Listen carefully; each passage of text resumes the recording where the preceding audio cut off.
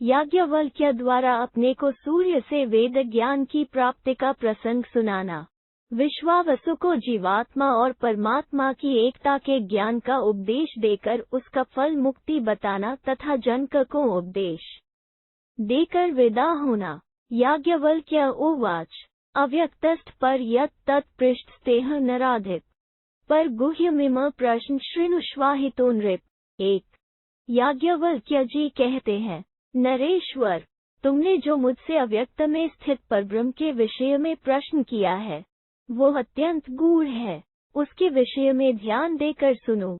विधिना चर्तावनतेनः यजूषी मिथिलाधिप। 2। मिथिलाप्ते पूर्व काल में मैंने शास्त्रोक्त विध से व्रत का आचरण करते हुए नतमस्तक होकर भगवान सूर्य से जिस प्रकार शुक्ल यजुर्वेद के मंत्र उपलब्ध किए थे वो सब प्रसंग सुनो। 2। महता तपसा देवस्त विष्णु सेवितो मया प्रीतेन चाह विभुना सूर्यनोक्तस्तांग। 3। निष्पाप नरेश, पहले की बात है, मैंने बड़ी भारी तपस्या करके तपने वाले भगवान सूर्य की आराधना की थी। उससे प्रसन्न होकर भगवान सूर्य ने मुझसे कहा, वर वृणीश विप्रशे यदिष्टं ते सुदुर्लभम तत् ते दास्यामि प्रीतात्मा मत प्रसादो ही दुर्लभः। 4। ब्रह्मशे, तुम्हारी जैसी इच्छा हो उसके अनुसार कोई वर मांगो, वो अत्यंत दुर्लभ होने पर भी मैं तुम्हें दे दूंगा, क्योंकि मेरा मन तुम्हारी तपस्या से बहुत संतुष्ट है। मेरा कृपा प्रसाद प्रायः दुर्लभ है। 4। ततः प्रणम्य शिरसा मयोक्तस्थपता वरः यजूषी नोपयुक्तानि क्षिपमिच्छामि वेदितुम्। 5। तब मैंने मस्तक झुकाकर तपने वालों में श्रेष्ठ भगवान सूर्य को प्रणाम किया और उनसे कहा, प्रभु, मैं शीघ्र ही ऐसे यजुर्मंत्रों का ज्ञान प्राप्त करना चाहता हूँ जो आज से पहले दूसरे किसी के उपयोग में नहीं आए हैं। 5। ततो मां भगवानः वितृष्यामि ते द्विज सरस्वती वाग्भूता शरीर ते प्रवेक्ष्यति। 6। ततो मामाह भगवानास्यं स्वं विवृतः कुरु विवृतः च ततो प्रविष्टा च सरस्वती। 7। तब भगवान सूर्य ने मुझसे कहा, मैं तुम्हें यजुर्वेद प्रदान करता हूँ, तुम अपना मुंह खोलो, सरस्वती देवी तुम्हारे शरीर में प्रवेश करेगी। यह सुनकर मैंने मुंह खोल दिया और सरस्वती देवी उसमें प्रविष्ट हो गई। 6-7। ततो अविज्ञानात्मशाच भास्करस्य महात्मनः। 8। निष्पाप नरेश, सरस्वती के प्रवेश करते ही मैं ताप से जलने लगा और जल में घुस गया।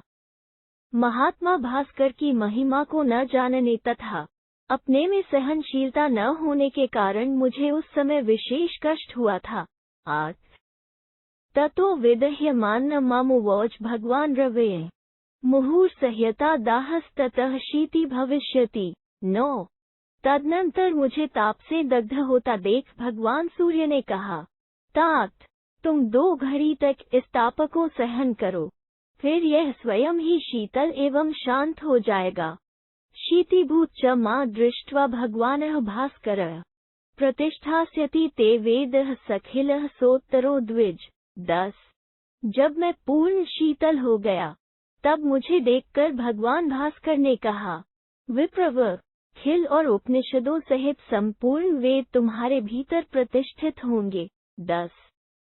कृत्स्नम शतपथ चैव प्रणेष्यसि द्विजर्षभ तस्याते चापुनर्भावे बुद्धिस्तव भविष्यति। 11। द्विज श्रेष्ठ, तुम संपूर्ण शतपथ का भी प्रणयन संपादन करोगे, इसके बाद तुम्हारी बुद्धि मोक्ष में स्थिर होगी। 11। प्राप्स्यसे च यदिष्टं तत् सांख्ययोगेप्सितं पदम अतावदुत्वा भगवांस्तमेवाभयवर्तत। 12। तुम उस अभीष्ट पद को प्राप्त करोगे जिसे सांख्य वेता तथा योगी भी पाना चाहते हैं। इतना कहकर भगवान सूर्य वहीं अदृश्य हो गए। 12। ततोऽनुव्याहृत श्रुत्वा गते देवे विभावसो गृहमागत्य संहृष्टोचित्यं वै सरस्वतीं। 13। मैंने सूर्यदेव का वो कथन सुना, फिर जब वे चले गए तब मैंने घर आकर प्रसन्नतापूर्वक सरस्वती का चिंतन किया। 13 ततः प्रवृत्ताते शुभा स्वरव्यंजन भूषिता ओंकारमादितः कृत्वा मम देवी सरस्वती। 14 मेरे स्मरण करते ही स्वर और व्यंजन वर्णों से विभूषित अत्यंत मंगलमयी सरस्वती देवी ओंकार को आगे करके मेरे सम्मुख प्रकट हुई। 14 सरस्वत्यै न्यवेदयम् तप्ता च वरिष्ठाय निशंस्तत्परायणः। 15 तब मैंने सरस्वती देवी तथा तपने वालों में श्रेष्ठ भगवान भास्कर को अर्घ्य निवेदन किया और उन्हीं का चिंतन करता हुआ बैठ गया। 15 ततः शतपथकृत्स्नं सरहस्यं ससंग्रहम् चक्रे सपरिशेष च हर्षेण परमेणः। 16 उस समय बड़े हर्ष के साथ मैंने रहस्य संग्रह और परिशिष्ट भाग सहित समस्त शतपथ का संकलन किया। 16 कृत्वा चाध्ययन तेषां शिष्याणां शतमुत्तमम् विप्रियार्थ सशिष्यस्य मातुलस्य महात्मनः। 17 ततः सशिष्येन मया सूर्येनेव गभस्तिभिः व्यस्तो यज्ञो महाराज पितुस्तव महात्मनः। 18 महाराज तदनंतर मैंने अपने 100 उत्तम शिष्यों को शतपथ का अध्ययन कराया। इसके बाद शिष्य सहित अपने महामनस्वी मामा का, जो पहले मुझे तिरस्कृत कर चुके थे, अप्रिय करने के लिए किरणों से प्रकाशित होने वाले सूर्य की भांति शिष्यों से सुशोभित हो मैंने तुम्हारे पिता महात्मा राजा जनक के यज्ञ का अनुष्ठान कराया। 17-18 मिषतो देवलस्यापि स्ववेद दक्षिणायार्थे विमर्दे मातुलेनः। 19 उस समय अपने वेद की दक्षिणा के लिए मामा के द्वारा विशेष आग्रह होने पर महर्षि देवल के सामने ही मैंने आधी दक्षिणा उन्हें दे दी और आधी स्वयं ग्रहण की। 19 सुमंतुनाथ पैलेन तथा जैमिनीना च वै पित्रा ते मुनिभिश्चैव ततोऽहमनुमानितः। 20 तदनंतर सुमंतु, पैल, जैमिनी, तुम्हारे पिता तथा अन्य ऋषि मुनियों ने मेरा बड़ा आदर सत्कार किया। 20 दश पंच च प्राप्तानि यजुष्यर्कौन्म्यान्ग तथैव रोमहर्षेण पुराणवधारितम्। 21 निष्पाप नरेश, इस प्रकार मैंने सूर्यदेव से शुक्ल यजुर्वेद की 15 शाखाएं प्राप्त की। इसी तरह रोमहर्षण सूत से मैंने पुराणों का अध्ययन किया। 21 बीज में तत्पुरस्कृत्य देवी चैव सरस्वतीम् सूर्यस्य चानुभावन प्रवृत्तोः नराधिप। 22 कर्तु शतपथ चेदम पूर्वं च कृतमया यथाभिलषितं मार्ग तथा तच्चोपादितम्। 23 नरेश्वर, तदंतर मैंने बीजरूप प्रणव और सरस्वती देवी को सामने करके भगवान सूर्य की कृपा से शतपथ की रचना आरंभ की और इस अपूर्व ग्रंथ को पूर्ण कर लिया, और जो मोक्ष का मार्ग मुझे अभीष्ट था उसका भी भली भांति संपादन किया। 22-23 शिष्याणां खिला कृत्स्नमनुज्ञात ससंग्रहम् सवे च शिष्याः शुचयोग्यताः परमहर्षिता। 24 फिर मैंने शिष्यों को वो सारा ग्रंथ रहस्य और संग्रह सहित पढ़ाया और उन्हें घर जाने की अनुमति दे दी। फिर वे सभी शुद्ध आचार विचार वाले शिष्य अत्यंत हर्षित हो अपने अपने घर को चले गए।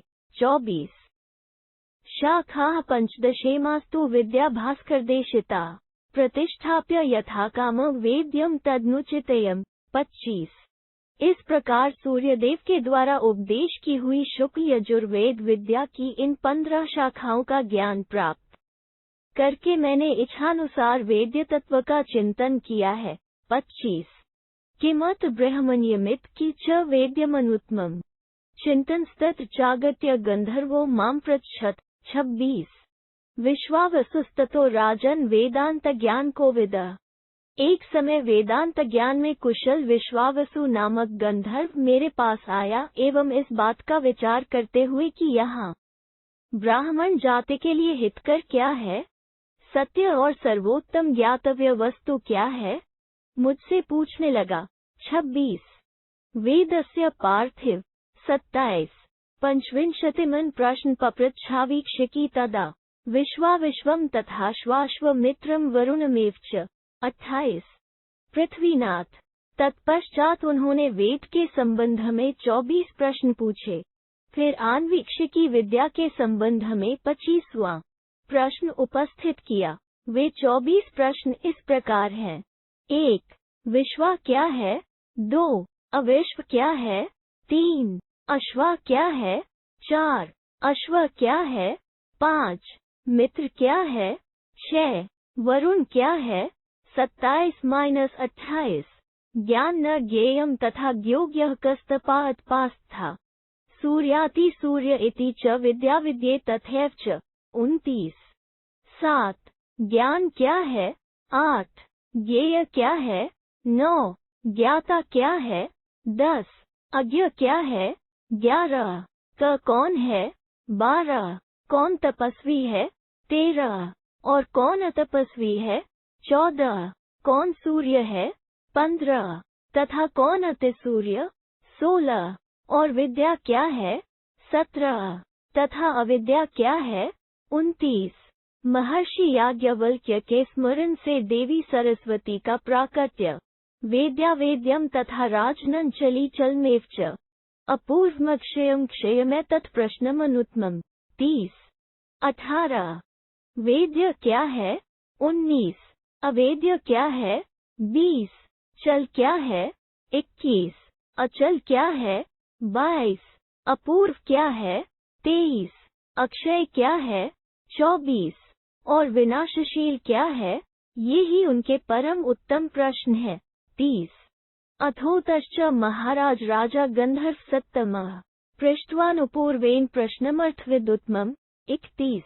मुहूर्तमुष्यता तावद् यावदेव विचित्ये वामितेव कृत्वा च तूष्णी गंधर्व आस्थितः। 32। महाराज, इन प्रश्नों को सुनकर मैंने गंधर्व शिरोमणि राजा विश्वावसु से कहा, आपने क्रमशः बड़े उत्तम प्रश्न उपस्थित किए हैं। आप अर्थ के ज्ञाता हैं। थोड़ी देर ठहर जाइए, तब तक मैं आपके इन प्रश्नों पर विचार कर लेता हूँ। तब बहुत अच्छा कहकर गंधर्वराज चुपचाप बैठे रहे। 31-32।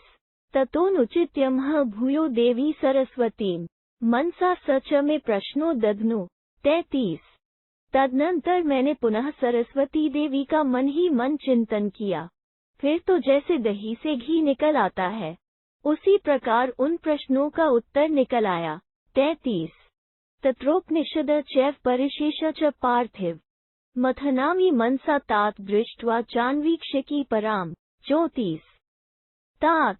उस समय मैं वहाँ उपनिषद, उसके परिशिष्ट भाग और परम उत्तम आन्वीक्षिकी विद्या पर दृष्टिपात करके मन के द्वारा उन सब का मंथन करने लगा। 34। चतुर्थी राज शार्दूल विद्यैष सांप्रायिकी उदीर्ता मया तुभयम् 25अधिष्ठिता। 35। नृपश्रेष्ठ, यह आन्वीक्षिकी विद्या, त्रयी, वार्ता और दंड नीति, इन 3 विद्याओं की अपेक्षा से चौथी बताई गई है। यह मोक्ष में सहायक है। 25वें तत्वरूप पुरुष से अधिष्ठित उस विद्या का मैंने तुमसे प्रतिपादन किया था, वही विश्वावसु के निकट भी कही गई। अथोक्तस्तु मया राजन राजा विश्वावसुतदा श्रूयता यद भवान् स्मान् प्रश्न संपृष्ट्वा ही। 36।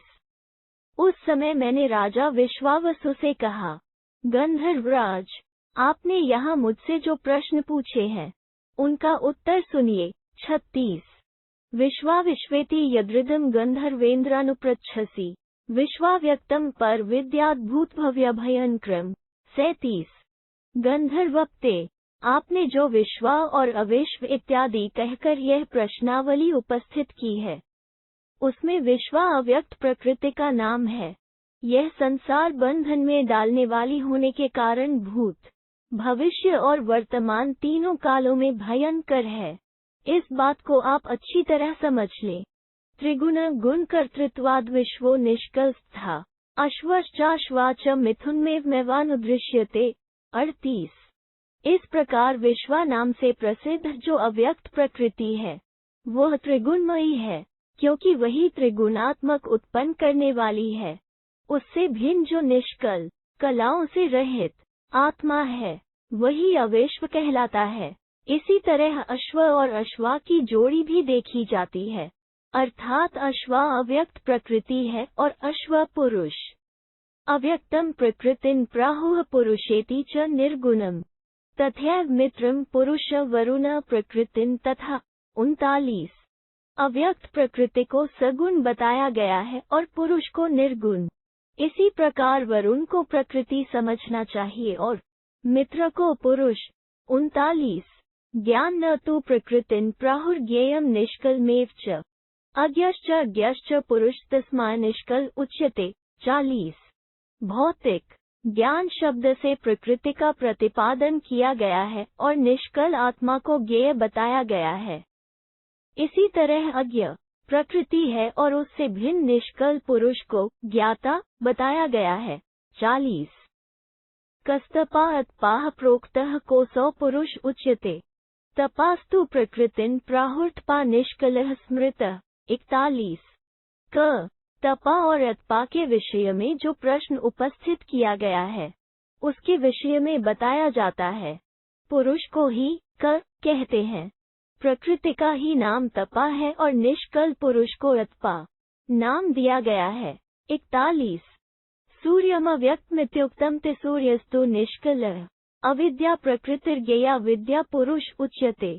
अव्यक्त प्रकृति को ही सूर्य और निष्कल पुरुष को अति सूर्य कहा गया है। प्रकृति को अविद्या जानना चाहिए और पुरुष विद्या कहलाता है। तथैया वेद्यम अव्यक्तम वेद्यः पुरुष उच्यते चलाचलमिति प्रोक्त त्वया तदपि में शृणु। 42। इसी तरह अवेद्य नाम से अव्यक्त प्रकृति का और वेद्य नाम से पुरुष का प्रतिपादन किया जाता है।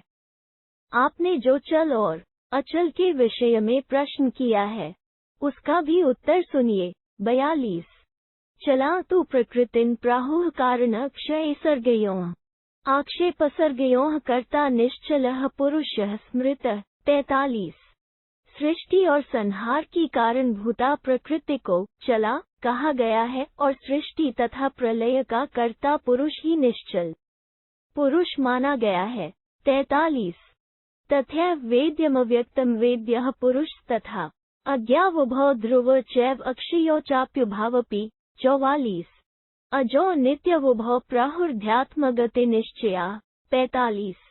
उसी प्रकार अव्यक्त प्रकृति वेद्य जानने में आने वाली है और पुरुष अवेद्य जानने में न आने वाला। अध्यात्म तत्व का निश्चयात्मक ज्ञान रखने वाले विद्वान कहते हैं कि प्रकृति और पुरुष दोनों ही अज्ञ हैं, दोनों ही निश्चल हैं और दोनों ही अक्षय अजन्मा तथा नित्य हैं। 44-45। अक्षयत्वात् प्रजन्ये अजमत्राहुरव्ययम् अक्षयम् पुरुष प्राहुः क्षयो ह्यस्य न विद्यते। 46। ज्ञानी पुरुषों का कथन है कि जन्म ग्रहण करने पर भी क्षय रहित होने के कारण यहाँ पुरुष को अजन्मा, अविनाशी और अक्षय कहा गया है, क्योंकि उसका कभी क्षय नहीं होता है। 46। गुणक्षयत्वात् प्रकृतिः कर्तृत्वादक्षयम् बुधा अश विद्या चतुर्थी सांप्रायिकी। 47। गुणों का क्षय होने के कारण प्रकृति क्षयशील मानी गई है और उसका प्रेरक होने के कारण पुरुष को विद्वानों ने अक्षय कहा है। गंधर्वराज, यह मैंने आपको चौथी आन्वीक्षिकी विद्या, जो मोक्ष में सहायक है, बताए है। 47। विद्योपेत धन कृत्वा कर्मणा नित्य कर्मणि एकांतदर्शना वेदाः सवे विश्वावसो स्मृता। 48। विश्वावसो आन्वीक्षिकी विद्या सहित वेद विद्यारूपी धन का उपार्जन करके प्रयत्न पूर्वक नित्य कर्म में संलग्न रहना चाहिए। सभी वेद एकांततः स्वाध्याय और मनन करने के योग्य माने गए हैं। 48। जायन्ते च म्रियन्ते च यस्मिनेति यतश्च्युता वेदार्थ ये न जानन्ति वेद्यम गंधर्व सतम। 49। गंधर्वराज, समस्त भूत जिसमें स्थित हैं, जिससे उत्पन्न होते और जिसमें लीन हो जाते हैं, उस वेद प्रतिपाद्य ज्ञेय परमात्मा को जो नहीं जानते हैं, वे परमार्थ से भ्रष्ट होकर जन्मते और मरते रहते हैं। 49 सांगोपांगान्ति यदि यश्च वेदान्ध्यते वेद्वेद्यं न जानीते वेदभार्वहो हि सः। 50 सांगोपांग वेद पढ़कर भी जो वेदों के द्वारा जानने के योग्य परमेश्वर को नहीं जानता, वो मूढ़ केवल वेदों का बोझ ढोने वाला है। 50 यो घृतार्थी हरि क्षीर मथेद गंधर्व सतम विष्ठा तत्रानुपश्येत न मंडम न च वैघृतम। 51 गंधर्व शिरोमणे जो घी पाने की इच्छा रखकर गधी के दूध को मथता है, उसे वहाँ विष्ठा ही दिखाई देती है, उसे न तो वहाँ मक्खन ही मिलता है और न घी ही। 51 तथा वेद्यम वेद्यम च वेदविद्यो न विन्दति स केवल मुक्तिर्ज्ञान भारवः स्मृतः। 52 इसी प्रकार जो वेदों का अध्ययन करके भी वेद्य और अवेद्य का तत्व नहीं जानता, वो मूढ़बुद्धि मानव केवल ज्ञान का बोझ ढोने वाला माना गया है। 52 दृष्टव्यो नित्यमेवेतो तत्प्रेणात्रात्मना तथास्य जन्म निधनेन भवेता पुनः पुनः। 53 मनुष्य को सदा ही तत्पर होकर अंतरात्मा के द्वारा इन दोनों प्रकृति और पुरुष का ज्ञान प्राप्त करना चाहिए, जिससे बारंबार उसे जन्म मृत्यु के चक्कर में न पड़ना पड़े। 53 अजस्र जन्म निधन चिंतित्वा त्रयमिमाम परित्यज्य क्षयमेह अक्षयम धर्ममास्थितः। 54 संसार में जन्म और मरण की परंपरा निरंतर चलती रहती है, ऐसा सोचकर वैदिक कर्मकांड में बताए हुए सभी कर्मों और उनके फलों को विनाशशील जानकर उनका परित्याग करके मनुष्य को यहाँ अक्षय धर्म का आश्रय लेना चाहिए। 54 यदानुपश्यतेत्यन्तमहन्याहने काश्यप तदा स केवलीभूतः षड्विंशमनुपश्यति। 55 कश्यपनंदन जब साधक प्रतिदिन परमात्मा के स्वरूप का विचार एवं चिंतन करने लगता है, तब वो प्रकृति के संसर्ग से रहित होकर 26वें तत्वरूप परमेश्वर को प्राप्त कर लेता है। 55 अन्यश्च शाश्वत व्यक्तस्थौन्यः पंचविंशकः तस्य द्वावनुपश्येता तमैकमिति साध्वः। 56 मूल बुद्धि मानव उस आत्मा के संबंध में द्वैत भाव से युक्त धारणा रखते हुए कहते हैं, सनातन अव्यक्त परमात्मा दूसरा है और 25वां तत्वरूप जीवात्मा दूसरा, परंतु साधु पुरुष उन दोनों को एक मानते हैं। ते नैतन्नाभिनंदन्ति पंचविंशकमच्युतम् जन्म मृत्यु भयाद योगाः सांख्याश्च परमैषिनः। 57 वे जन्म और मृत्यु के भय से रहित होकर परम पद पाने की इच्छा रखने वाले सांख्य वेता और योगी जीवात्मा और परमात्मा को एक दूसरे से भिन्न नहीं मानते हैं। जीव और ईश्वर का अभेद बताने वाला जो यह पूर्वोक्त दर्शन अथवा साधु मत है, उसका वे भी अभिनंदन करते ही हैं। 57 विश्वावसुरुवाच पंचविंश यद ते प्रोक्त ब्राह्मण सतम तथा तन तथा चेती तद भवान वक्तुमृति। 58 विश्वावसु ने कहा, ब्राह्मण शिरोमणे, आपने जो यह 25वें तत्वरूप जीवात्मा को परमात्मा से अभिन्न बताया है, उसमें यह संदेह उठता है कि जीवात्मा वास्तव में परमात्मा से अभिन्न है या नहीं। अतः आप इस बात का स्पष्ट रूप से वर्णन करें। 58 जैगीष्व्यस्यासित्स्य देवस्य मया श्रोतम् पराशरस्य विप्रश्रवार्षगण्यस्य धीमतः। 59 भृगोः पंचशिखस्यास्य कपिलस्य शुकस्य च गौतमस्यार्ष्टिशेनस्य गर्गस्य च महात्मनः। 60 नारदस्यासुरेश्चैव पुलस्त्यस्य च धीमतः सनयकुमारस्य ततः शुक्रस्य च महात्मनः। 61 कश्यपस्य पितुश्चैव पूर्वमेव मया श्रुतम् मैंने मुनिवर जैगीष्व्य असित देवल ब्रह्मर्षि पराश बुद्धिमान वार्षगण्य भृगु पंचशिख कपिल शुक गौतम आर्ष्टसेन महात्मा गर्ग नारद आसुरी बुद्धिमान पुलस्त्य सनय कुमार महात्मा शुक्र तथा अपने पिता कश्यप जी के मुख से भी पहले इस विषय का प्रतिपादन सुना था। 59 61 तदनंतर च रुद्रस्य विश्वरूपस्य धीमतः। 62 दैवतेभ्यः पितृभ्यश्च दैतेयेभ्यस्ततः प्राप्मेतन्मया कृत्स्नम वेद्यम नित्यम वदन्त्युत। 63। तदनंतर रुद्र, बुद्धिमान विश्वरूप, अन्यान्य देवता, पितर तथा दैत्यों से भी जहाँ तहाँ से यह संपूर्ण ज्ञान प्राप्त किया, वे सब लोग ज्ञेय तत्व को पूर्ण और नित्य बतलाते हैं। 62-63। वै श्रोतुमिच्छामि ब्राह्मण, भवान प्रबर्ह शास्त्राना प्रगल्भश्चाति बुद्धिमान। 64। ब्राह्मण देव, अब मैं इस विषय में आपकी बुद्धि से किए गए निर्णय को सुनना चाहता हूँ, क्योंकि आप विद्वानों में श्रेष्ठ, शास्त्रों के प्रगल्भ पंडित और अत्यंत हैं। 64। न तवाविदितं किचित् भवान् श्रुतिनिधिः स्मृतः, कथयते देवलोके च पितृलोके च ब्राह्मण। 65। ऐसा कोई विषय नहीं है जिसे आप न जानते हो। वैदिक ज्ञान के तो आप भंडार ही माने जाते हैं। देवलोक और पितृलोक में भी आपकी ख्याति है। 65। ब्रह्मलोकताश्चैव कथयन्ति महर्षयः, पतिश्च तप्ता शश्वदादित्यस्तव भाषिता। 66। ब्रह्मलोक में गए हुए महर्षि भी आपकी महिमा का वर्णन करते हैं। तपने वाले तेजस्वी ग्रहों के पति अदिति नंदन सनातन भगवान सूर्य ने आपको वेद का उपदेश किया है। सांख्य ज्ञान न त्वया ब्रह्मन् वाप्त कृत्स्नमेव च, तथैव योगशास्त्रम च याज्ञवल्क्य विशेषतः। 67। याज्ञवल्क्य, आपने संपूर्ण सांख्य तथा योग शास्त्र का भी विशेष ज्ञान प्राप्त किया है। 67। निःसंदिग्धं प्रबुद्धस्त्वं बुद्धिमानश्चराचरम्, श्रोतुमिच्छामि तज्ज्ञानघृत मंडम्यम यथा। 68। इसमें तनिक भी संदेह नहीं कि आप पूर्ण ज्ञानी हैं और संपूर्ण चराचर जानते हैं। अतः मैं माखनमय घी के समान स्वादिष्ट एवं सारभूत वह तत्व ज्ञान आपके मुख से सुनना चाहता हूँ। 68। याज्ञवल्क्य उवाच, कृत्सन्धारिणमेव त्वां मन्ये गन्धर्वसतिं, जिज्ञासे च मा राजन्स्तनिबोध यथा श्रुतम्। 69। याज्ञवल्क्य जी ने कहा, अर्थात मैंने उत्तर दिया, गंधर्व शिरोमणे, आपको मैं निःसंदेह संपूर्ण ज्ञानों को धारण करने वाली मेधाशक्ति से संपन्न मानता हूँ।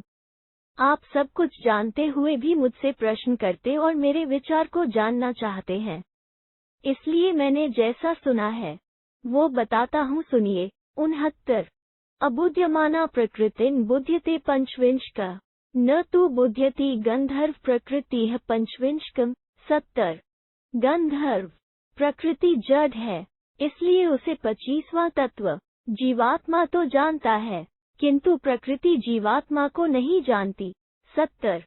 अनन् प्रतिबोधेन प्रधान प्रवदन्ति तत्, सांख्ययोगाश्च तत्वज्ञा यथा श्रुति निदर्शनात्। 71। सांख्य और योग के तत्वज्ञानी विद्वान श्रुति में किए हुए निरूपण के अनुसार जल में प्रतिबिंबित होने वाले चंद्रमा के समान प्रकृति में ज्ञान स्वरूप जीवात्मा के बोध का प्रतिबिंब पड़ने से उस प्रकृति को प्रधान कहते हैं। 71। पश्यन् स्थै चापश्यन् पश्यत्यन्यः सदान्व, षड्विंश पंचविंश च चतुर्विंश च पश्यति। 72। निष्पाप गंधर्व, जीवात्मा जागृत आदि अवस्थाओं में सब कुछ देखता है, सुषुप्ति और समाधि अवस्था में कुछ भी नहीं देखता है, तथा परमात्मा सदा ही 26वें तत्वरूप अपने आप को, 25वें तत्वरूप जीवात्मा को और 24वें तत्वरूप प्रकृति को भी देखता रहता है। न तु पश्यति पश्यंस्तु यश्चैन्मनुपश्यति, परतो मम। 73। किंतु यदि जीवात्मा यह अभिमान करता है कि मुझसे बढ़कर दूसरा कोई नहीं है, तो जो परमात्मा उसे निरंतर देखता है उसे वो समझता हुआ भी नहीं समझता। 73। न चतुर्विंश को ग्राह्यो मनुजैर्ज्ञानदर्शिभिः, मत्स्यश्चोदकमन्वेति प्रवर्तेत प्रवर्तनात्। 74। तत्वज्ञानी मनुष्यों को चाहिए कि वे प्रकृति को आत्मभाव से ग्रहण न करें, जैसे मत्स्य जल का अनुसरण करता है परंतु अपने को उससे भिन्न ही मानता है, उसी प्रकार मनुष्य उसकी प्रवृत्ति के अनुसार स्वयं भी प्रवृत्त होवे, परंतु प्रकृति को अपना स्वरूप न माने। 74।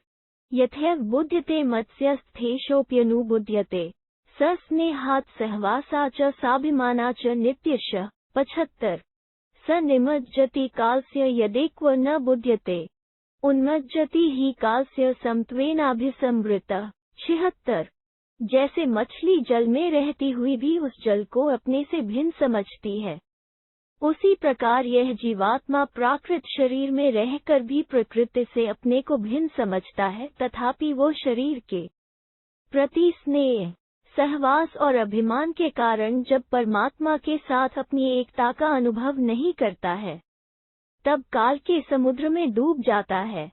परंतु जब वो समत्व बुद्धि से युक्त हो अपनी और परमात्मा की एकता को समझ लेता है, तब उस काल समुद्र से उसका उद्धार हो जाता है।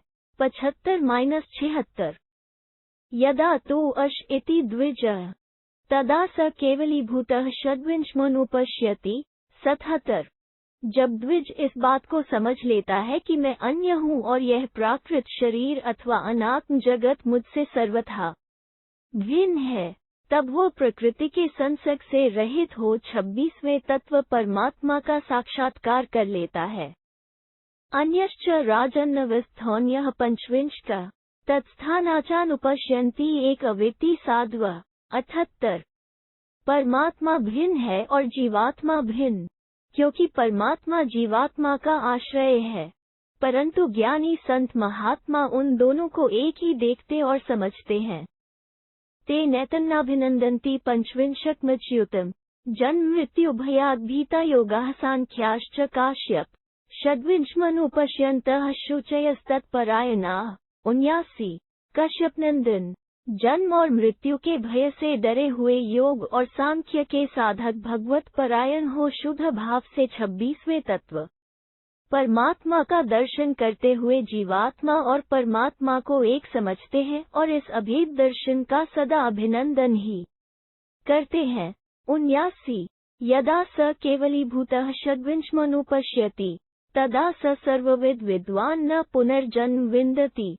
80 जब जीवात्मा प्रकृति के संसर्ग से रहित हो परमात्मा का साक्षात्कार कर लेता है, तब वो सर्वज्ञ विद्वान होकर इस संसार में पुनर्जन्म नहीं पाता है। 80 एवं प्रतिबुद्धश्च बुद्धिमानश्च तेंग बुद्धश्चोक्तो यथातत्वं मया श्रुति निदर्शनात्। 81 निष्पाप गंधर्वराज इस प्रकार मैंने तुमसे जड़ प्रकृति, चेतन जीवात्मा और बोध स्वरूप परमात्मा का श्रुति के अनुसार निरूपण किया है। 81 पशाक्षयम यो न पश्येत क्षेमयम तत्वम च काश्यप केवला केवला चाद्यम 25 पर च यत्। 82 कश्यपनंदन जो मनुष्य जीवात्मा को और प्रकृति आदि जडवब को पृथक पृथक नहीं जानता, मंगलकारी तत्व पर दृष्टि नहीं रखता, केवल प्रकृति संसर्ग से रहित, अकेवल प्रकृति संसर्ग से युक्त, सबके आदि कारण जीवात्मा तथा परब्रह्म परमात्मा को भी यथार्थ रूप से नहीं जानता, वो आवागमन के चक्कर में पड़ा रहता है। 82 विश्वावसुरुवाच तत्यं शुभं चैतदुत्त्वया विभो सम्यक् क्षेमयं दैवताद्यं यथावत् स्वस्त्यक्षयं भवतश्चास्तु नित्यं बुद्ध्या सदा बुद्धियुक्तं मनस्ते। 83 विश्वावसु ने कहा, प्रभु आपने सब देवताओं के आदिकारण ब्रह्म के विषय में जो यथावत वर्णन किया है, वो सत्य, शुभ, सुंदर तथा परम मंगलकारी है। आपका मन सदा ही इसी प्रकार ज्ञान में स्थित रहे तथा आपको नित्य अक्षय कल्याण की प्राप्ति हो। अच्छा, अब मैं जाता हूँ। 83 याज्ञवल्क्य उवाच एवमुक्त्वा संप्रयातो दिवस विभ्राजन् वै श्रीमता दर्शनन् दृष्टश्च तुष्ट्या पर्याभिनन्द्य प्रदक्षिण मम कृत्वा महात्मा। 84 याज्ञवल्क्य जी कहते हैं, ऐसा कहकर महामना गंधर्वराज विश्वावसु अपने कांतिमान दर्शन से प्रकाशित होते हुए मेरी परिक्रमा और अभिनंदन करके स्वर्गलोक को चले गए। उस समय मैंने भी बड़े संतोष से उनकी ओर देखा था। 84 ब्रह्मादिना खेचरानाक्षित च ये चात्स्तात संवसन्ते नरेन्द्र तत्रैव तद्दर्शन दर्शयन् वै सम्यक् क्षेमयम् ये पथ संश्रिता वै। 85। राजा जनक, आकाश में विचरने वाले जो ब्रह्मा आदि देवता हैं, पृथ्वी पर निवास करने वाले जो मनुष्य हैं तथा जो पृथ्वी से नीचे के लोकों में रहते हैं, उनमें से जो लोग कल्याणमय मोक्ष मार्ग का आश्रय लिए हुए थे, उन सबको उन्हीं स्थानों में जाकर विश्वावसु ने मेरे बताए हुए इस सम्यक दर्शन का उपदेश दिया था। 85। सांख्याः सवे सांख्यधर्मे रताश्च तद्वद् योगा योगधर्मे रताश्च ये चाप्यन्ये मोक्षकामा मनुष्या तेषामेतद् दर्शन ज्ञान दृष्टिम्। 86। सांख्य धर्म में तत्पर रहने वाले संपूर्ण सांख्यवेत्ता, योग धर्म प्रायण योगी तथा दूसरे जो मोक्ष की अभिलाषा रखने वाले मनुष्य हैं, उन सबको यह उपदेश ज्ञान का प्रत्यक्ष फल देने वाला है। 86। ज्ञानान् मोक्षो जायते राजसिंह नास्त्य ज्ञानादेव माहुर नरेंद्र तस्मात् ज्ञान न तत्वतोन्वेषितव्यम् येनात्मान्न मोक्षे जन्म मृत्योः। 87। राजाओं में सिंह के समान पराक्रमी नरेंद्र, ज्ञान से ही मोक्ष होता है, अज्ञान से नहीं, ऐसा विद्वान पुरुष कहते हैं। इसलिए यथार्थ ज्ञान का अनुसंधान करना चाहिए, जिससे अपने आप को जन्म मृत्यु के बंधन से छुड़ाया जा सके। 87। प्राप्य ज्ञान न ब्राह्मणात् क्षत्रियाद् वा वैश्याच्छूद्रादपि नीचाद् भीषणम् श्रद्धातव्यम् श्रद्धानं नित्यम् न श्रद्धनं जन्ममृत्यु विषेताम्। 88। ब्राह्मण, क्षत्रिय, वैश्य, शूद्र अथवा नीच वर्ण में उत्पन्न हुए पुरुष से भी यदि ज्ञान मिलता हो तो उसे प्राप्त करके श्रद्धालु मनुष्य को सदा उस पर श्रद्धा रखनी चाहिए। जिसके भीतर श्रद्धा है, उस मनुष्य में जन्म मृत्यु का प्रवेश नहीं हो सकता। 88। सवे वर्णा ब्राह्मणा ब्रह्मजाश्च सवे नित्यं व्याहरन्ते च ब्रह्म तत्वं शास्त्रं ब्रह्मबुद्ध्या ब्रवीमि सर्वं विश्वं ब्रह्म चैतत् समस्तम्। 89। ब्रह्म से उत्पन्न होने के कारण सभी वर्ण ब्राह्मण हैं, सभी सदा ब्रह्म का उच्चारण करते हैं। मैं ब्रह्मबुद्धि से यथार्थ शास्त्र का सिद्धांत बता रहा हूँ। यह संपूर्ण जगत, यह सारा दृश्य प्रपंच ब्रह्म ही है। 89। ब्रह्मास्य तो ब्राह्मणाः संप्रसूता बाहुभ्यां वै क्षत्रियाः संप्रसूता नाभयां वैश्याः पातश्चापि शूद्राः सवे वर्णा नान्यथा वेदितव्याः। 90। ब्रह्म के मुख से ब्राह्मण उत्पन्न हुए हैं, ब्रह्म की ही भुजाओं से क्षत्रियों की उत्पत्ति हुई है, ब्रह्म की ही नाभ से वैश्य और पैरों से शूद्र प्रकट हुए हैं। अतः सभी वर्ण के लोग ब्रह्मरूप ही हैं, किसी भी वर्ण को ब्रह्म से भिन्न नहीं समझना चाहिए। 90। अज्ञानतः कर्मयोनि भजन्ते तान् तान् राजन्स्ते तथा यान्त्य भावम् तथा वर्णा ज्ञानहीनाः पतन्ते घोरादज्ञानात् प्राकृत योनिजलम्। 91। मनुष्य अज्ञान के कारण ही कर्मानुष्ठान से भिन्न भिन्न योनियों में जन्म लेते और मरते हैं। ज्ञानहीन मनुष्य ही अपने भयंकर अज्ञान के कारण नाना प्रकार की प्राकृत योनियों में गिरते हैं। 91।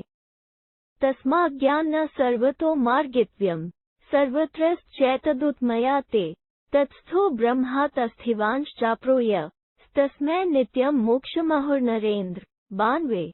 नरेंद्र, अतः सब ओर से ज्ञान प्राप्त करने का ही प्रयत्न करना चाहिए।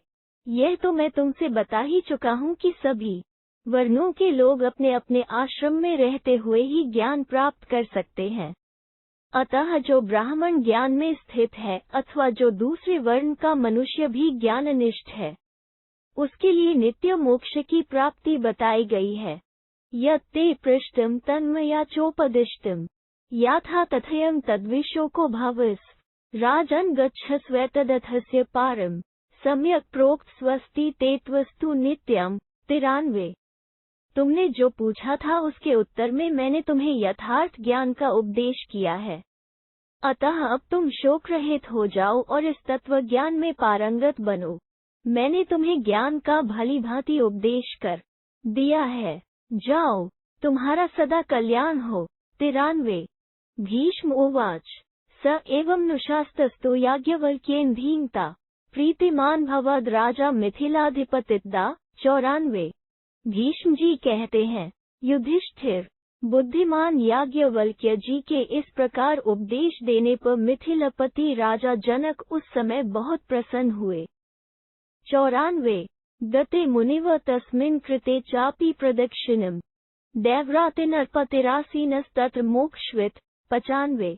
गोकोटि स्पर्शयामास हिरण्यं तु तथैव च रत्नांजलिं थेकं च ब्राह्मणेभ्यो ददौ तदा। 96।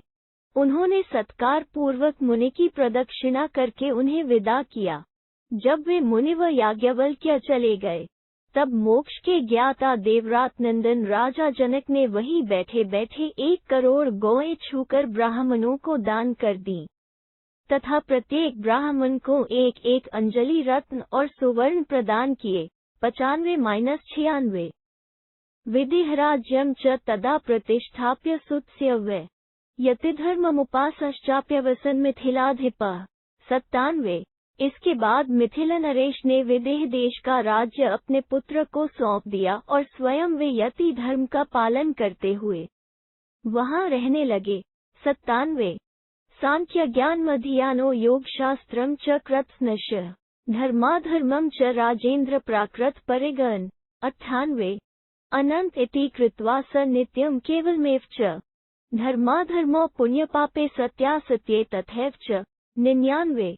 जन्म मृत्यु च राजेंद्र प्राकृत तच्चिंतत व्यक्ताव्यक्तस्य कर्मेदमिति नित्यं नराधिप। 100। राजेंद्र नरेश्वर, उन्होंने संपूर्ण सांख्य ज्ञान और योग शास्त्र का स्वाध्याय करके प्राकृत धर्म और अधर्म को त्याज्य मानते हुए यह निश्चय किया कि मैं अनंत हूँ। ऐसा निश्चय करके वे धर्म अधर्म, पुण्य पाप, सत्य असत्य तथा जन्म और मृत्यु को व्यक्त, बुद्धि आदि और अव्यक्त प्रकृति का कार्य मानकर सबको प्राकृत, प्रकृतिजन्य एवं मिथ्या समझते हुए प्रकृति संसर्ग से रहित अपने शुद्ध एवं नित्य स्वरूप का ही चिंतन करने लगे। 98। 100। पश्यन्ति योगाः सांख्याश्च स्वशास्त्रकृत लक्षणाः इष्टानिष्टविमुक्तं हि तस्थो ब्रह्म परात् परम्। 101। युधिष्ठिर, सांख्य और योग के विद्वान अपने अपने शास्त्रों में वर्णित लक्षणों के अनुसार ऐसा देखते और समझते हैं कि वो ब्रह्म इष्ट और अनिष्ट से मुक्त, अचल भाव से स्थित एवं परात्पर है। 101। नित्यं तदाहुर्विद्वांसः शुचि तस्माच्छुचिर्भव दीयते यच्च लभते दत् यच्चानुम्यते। 102। ददाति च नरश्रेष्ठ प्रतिगृह्णाति यच्छः ददात्यव्यक्त इत्येतत् प्रतिगृह्णाति तच्च वै। 103। विद्वान पुरुष उस ब्रह्म को नित्य एवं पवित्र बताते हैं, अतः तुम भी उसे जानकर पवित्र हो जाओ। नरश्रेष्ठ, जो कुछ दिया जाता है, जो दी हुई वस्तु किसी को प्राप्त होती है, जो दान का अनुमोदन करता है, जो देता है तथा जो उस दान को ग्रहण करता है, वो सब अव्यक्त परमात्मा ही है। परमात्मा ही यह सब कुछ देता और लेता है। 102-103। आत्मा ह्यवात्मनो ह्येकः एवं मन्यस् सततं यथा मा विचिते। 104। युधिष्ठिर, एकमात्र परमात्मा ही अपना है, उससे बढ़कर आत्मीय दूसरा कौन हो सकता है। तुम सदा ऐसा ही मानो और इसके विपरीत दूसरी किसी बात का चिंतन न करो। 104। यस्याव्यक्तं न विदितं सगुण निर्गुण पुनः तेन तीर्थानि यज्ञाश्च सेवितव्या विपश्चिता। 105। जिसे अव्यक्त प्रकृति का ज्ञान न हुआ हो, सगुण निर्गुण परमात्मा की पहचान न हुई हो, उस तीर्थों का सेवन और यज्ञों का अनुष्ठान करना चाहिए। 105। न स्वाध्यायस्तपोभिवा यज्ञैर्वा कुरुनंदन लभते व्यक्तिक स्थान न ज्ञात्वा व्यक्तम महीयते। 106। कुरुनंदन, स्वाध्याय, तप अथवा यज्ञों द्वारा मोक्ष या परमात्म पद की प्राप्ति नहीं होती। ये तो उनके तत्व को जानने में सहायक होते हैं। इनके द्वारा परमात्मा का स्पष्ट, अप्रोक्ष ज्ञान प्राप्त करके ही मनुष्य महिमान्वित होता है। 106 तथैव महतः स्थानमानकारकमेव च अंकारात् पर चापि स्थानानि समवाप्नुयात्। 107 महतत्व की उपासना करने वाले महतत्व को और अहंकार के उपासक अहंकार को प्राप्त होते हैं, परंतु महतत्व और अहंकार से भी श्रेष्ठ जो स्थान है उन्हें प्राप्त करना चाहिए। 107 ये त्वव्यक्तात् पर नित्यम जानते शास्त्र तत्परा जन्म मृत्यु विमुक्तम च विमुक्तम सदसच्यत। 108 जो शास्त्रों के स्वाध्याय में तत्पर होते हैं वे ही प्रकृति से पर, नित्य, जन्म मृत्यु से रहित, मुक्त एवं सत्सत स्वरूप परमात्मा का ज्ञान प्राप्त करते हैं। 108 तेनापि चाप नृप्याज्ञवल्क्यात् ज्ञान न विशिष्टम न तथा ही यज्ञा ज्ञानेन दुर्गतरते न यज्ञये। 109 युधिष्ठिर यह ज्ञान मुझे पूर्व काल में राजा जनक से मिला था और जनक को याज्ञवल्क्य जी से प्राप्त हुआ था। ज्ञान सबसे उत्तम साधन है, यज्ञ इसकी समानता नहीं कर सकते। ज्ञान से ही मनुष्य इस दुर्गम संसार सागर से पार हो सकता है, यज्ञों द्वारा नहीं। 109 दुर्ग जन निधन चापि राजन न भौतिक ज्ञान विदो वदन्ति यज्ञैस्तपोभिनियमैर्व्रतैश्च दिव समासाद्य पतन्ति भूमो। 110 ज्ञानी पुरुष कहते हैं कि भौतिक जन्म और मृत्यु को पार करना अत्यंत कठिन है। यज्ञ आदि के द्वारा भी मनुष्य उस दुर्गम संकट से पार नहीं हो सकता। यज्ञ, तप, नियम और व्रतों द्वारा तो लोग स्वर्गलोक में जाते और पुण्य क्षीण होने पर फिर इस पृथ्वी पर गिर पड़ते हैं। 110 तस्मात् उपासस्व परमः शुचि शिव विमोक्ष विमलं पवित्रं क्षेत्रं ज्ञात्वा पार्थिव ज्ञानयज्ञ मुपास्य वै तत्वं ऋषिर्भविष्यसि। 111 इसलिए तुम प्रकृति से पर, पवित्र, कल्याणमय, निर्मल, शुद्ध तथा मोक्ष स्वरूप ब्रह्म की उपासना करो। पृथ्वीनाथ क्षेत्र को जानकर और ज्ञान यज्ञ का आश्रय लेकर तुम निश्चय ही तत्वज्ञानी ऋषि बन जाओगे। 111 यदुपनिषद मुपाक्रोत तथा सौ जनक नृपस्य पुरा ही याज्ञवल्क्य यदुपगणित शाश्वताव्ययम् त शुभमृतमशोकमर्च्छति। 112 पूर्व काल में याज्ञवल्क्य मुनि ने राजा जनक को जिस उपनिषद ज्ञान का उपदेश दिया था उसका मनन करने से मनुष्य पूर्व कथित सनातन अविनाशी, शुभ, अमृतमय तथा शोक रहित परब्रह्म परमात्मा को प्राप्त हो जाता है। 112 इति श्री महाभारते शांति पर्वणि मोक्षधर्म पर्वणि याज्ञवल्क्य जनक संवाद समाप्तो। 18अधिक-300तमोऽध्यायः 318 इस प्रकार श्री महाभारत शांति पर्व के अंतर्गत मोक्ष धर्म पर्व में याज्ञवल्क्य जनक संवाद की समाप्ति विषयक 318वां अध्याय पूरा हुआ। 318 दाक्षिणात्य अधिक पाठ का एक श्लोक मिलाकर कुल 113 श्लोक है। जरा मृत्यु का उल्लंघन करने के विषय में पंचशिख और राजा जनक का संवाद। युधिष्ठिर उवाच ऐश्वर्यं वा महत् प्राप्य धन वा भरतर्षभ दीर्घमायुर्वाप्यात् कथ मृत्युम तिक्रमेत। 1 युधिष्ठिर ने पूछा, भरत श्रेष्ठ, महान ऐश्वर्य या प्रचुर धन अथवा बहुत बड़ी आयु पाकर मनुष्य किस तरह मृत्यु का उल्लंघन कर सकता है? 1 तपसा वा सुमहता कर्मणा वा श्रुतेन वा रसायन प्रयोगे वा कैर्नाप्नोति जरांत को। 2 वो गुरुतर तपस्या करके, महान कर्मों का अनुष्ठान करके, वेद शास्त्रों का अध्ययन करके अथवा नाना प्रकार के रसायनों का प्रयोग करके किन उपायों द्वारा जरा और मृत्यु को प्राप्त नहीं होता है? 2 भीष्म उवाच अत्राप्युदाहरन्तीमितिहासं पुरातनं भिक्षोः पंचशिखस्यैः संवाद जनकस्य च। 3 भीष्म जी ने कहा, युधिष्ठिर, इस विषय में विद्वान पुरुष सन्यासी पंचशिख तथा राजा जनक के संवाद रूप इस प्राचीन इतिहास का उदाहरण दिया करते हैं। 3 वैदेहो जनको राजा महर्षिन् वेदवित्मम् पर्यपृच्छत् पंचशिख छिन्न धर्मार्थ संशयम्। 4 एक समय की बात है, विदेह देश के राजा जनक ने वेद वेत्ताओं में श्रेष्ठ महर्षि पंचशिख से, जिनके धर्म और अर्थ विषयक संदेह नष्ट हो गए थे, इस प्रकार प्रश्न किया। केन वृतेन भगवन्नतिक्रामेज जरान्तको तपसा वाथ बुद्ध्या वा कर्मणा वा श्रुतेन वा। 5 किस आचार, तपस्या, बुद्धि, कर्म अथवा शास्त्र ज्ञान के द्वारा मनुष्य जरा और मृत्यु को लांघ सकता है?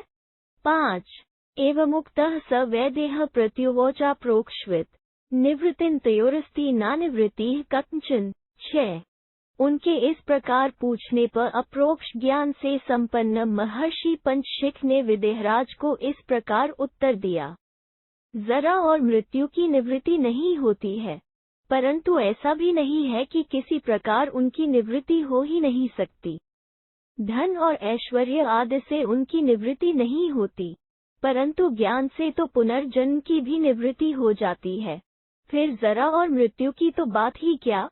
6 न ह्यहानि निवर्तन्ते न मासा न पुनः क्षपा चिरा ध्रुव ध्रुव। 7 दिन रात और महीनों के जो चक्र चल रहे हैं, वे किसी के टाले नहीं टलते हैं। इसी प्रकार जन्म, मृत्यु और जरा आदि के क्रम प्रायः चलते ही रहते हैं। जिसके जीवन का कुछ ठिकाना नहीं, वो मरणधर्मा मानव कभी दीर्घ काल के पश्चात नित्यपथ मोक्ष मार्ग का आश्रय लेता है। सर्वभूत समुच्छेदः स्रोत से वोयते सदा उवमान न निमज जंतम प्लवे काल सागरे। 8 जरा मृत्यु महाग्राहे न कश्चित भिद्यते काल समस्त प्राणियों का उच्छेद कर डालता है। जैसे जल का प्रवाह किसी वस्तु को बहाए लिए जाता है, उसी प्रकार काल सदा ही प्राणियों को अपने वेग से बहाया करता है। यह काल बिना नौका के समुद्र की भांति लहरा रहा है। जरा और मृत्यु विशाल ग्राह का रूप धारण करके उसमें बैठे हुए हैं। उस काल सागर में बहते और डूबते हुए जीव को कोई भी बचा नहीं सकता। 8 नैवास्य कश्चित भवति नासो भवति कस्यचित्। 9 पथि संगत में वेदम दाररण्यश्च बंधुभिः नायमत्यंत संवासो लब्धपूर्वो ही केनचित्। 10 यहाँ इस जीव का कोई भी अपना नहीं है और वह भी किसी का अपना नहीं है। रास्ते में मिले हुए राहगीरों के समान यहाँ पत्नी तथा अन्य बंधु बांधवों का साथ हो जाता है, परंतु यहाँ पहले कभी किसी ने किसी के साथ चिरकाल तक सहवास का सुख नहीं उठाया है। क्षिप्यन्ते तेन तेनैव निष्ठनन्तः पुनः पुनः कालेन जाता याता ही वायुनेवाभ्र संचया। 11 जैसे गरजते हुए बादलों को हवा बारंबार उड़ाकर छिन्न भिन्न कर देती है, उसी प्रकार काल यहाँ जन्म लेने वाले प्राणियों को उनके रोने चिल्लारे पर भी विनाश की आग में झोंक देता है। 11 जरा मृत्यु ही भूतानैन खादितार वृकाविव बलीना दुर्बलाना च ह्रस्वाना महताम्पि। 12 कोई बलवान हो या दुर्बल, बड़ा हो या छोटा, उन सब प्राणियों को बुढ़ापा और मौत व्याघ्र की भांति खा जाती है। 12 एवं भूतेषु भूतात्मा नित्य भूतो ध्रुवेषु च कथ ही हृषेज जातेषु मृतेषु च कथ ज्वरेत। 13 इस प्रकार जब सभी प्राणी विनाशशील ही हैं, तब नित्य स्वरूप जीवात्मा उन प्राणियों के लिए जन्म लेने पर हर्ष किस लिए माने और मर जाने पर शोक क्यों करे।